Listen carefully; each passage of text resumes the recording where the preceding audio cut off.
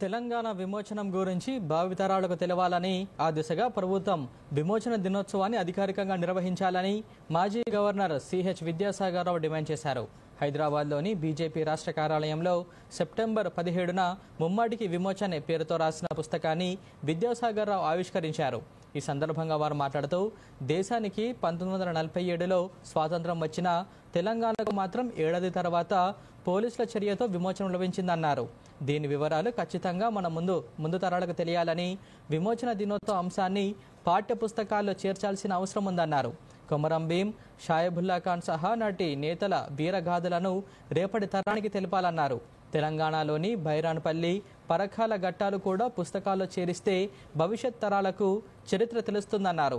కాగా 1998లో తాము తొలిసారిగా విమోచన దినోత్సవ స్వర్ణోత్సవాలు జరిపామని విద్యాసాగర్ రావు గుర్తు చేశారు.